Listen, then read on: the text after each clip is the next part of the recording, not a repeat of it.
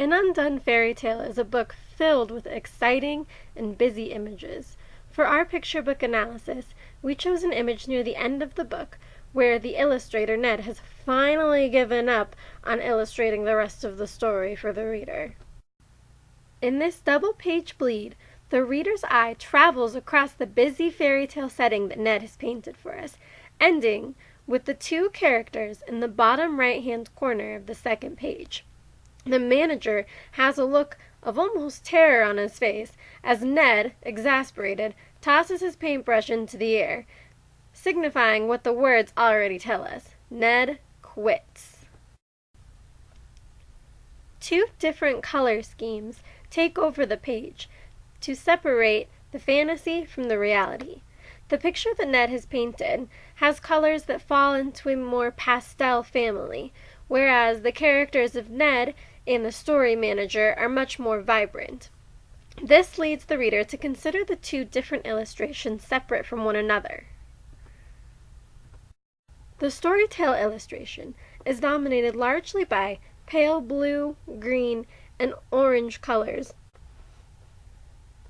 The colors in the storytale illustration become more vibrant as they center in on two of the main characters in that storyline, the princess and the king.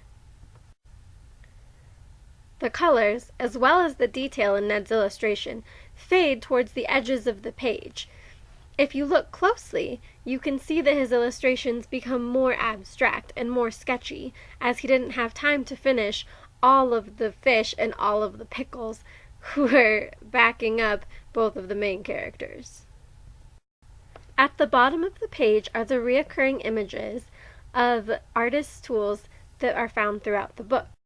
These reoccurring themes establish for the reader the importance of Ned and just how much hard work he puts into the illustrations. It even makes his exasperated expression more understandable as he finally gives up on the arduous task of creating detailed and beautiful illustrations for a storybook. The two images for the two different storylines are framed in different ways. The large-scale image is framed by the book. This includes the setting of wherever it is that the story manager and Ned are creating the story. The second image is the illustration that Ned has created himself. This image is roughly framed by the fading colors and the tape at the bottom.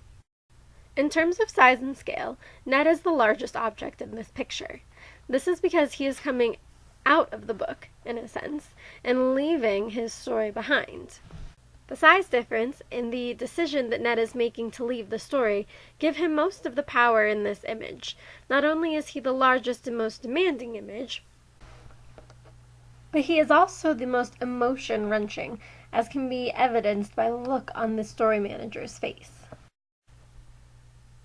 In this image, the reader's attention is directed to two different places.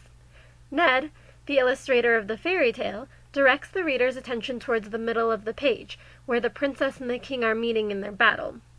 On the other hand, the illustrator of the story as a whole is directing the reader's attention towards the story manager and Ned in this pivotal point in the story when Ned decides to leave. The characters within the fairy tale are blissfully unaware of what is happening outside of their own story. They aren't even aware that their illustrator is abandoning them.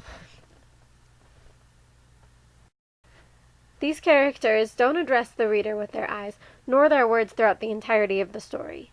On the other hand, the story manager and Ned, the artist, are aware of the reader and the reader's influence on this story. Although they don't gaze directly out at the reader, the story manager directs the reader with his words. Overall, this image adds to the unpredictability of this hilarious book. Although Ned must get more and more creative with his illustrations throughout the book, the reader doesn't expect him to actually abandon the story altogether. This leaves the reader wondering how the story will end, if it even can, without one of the core characters.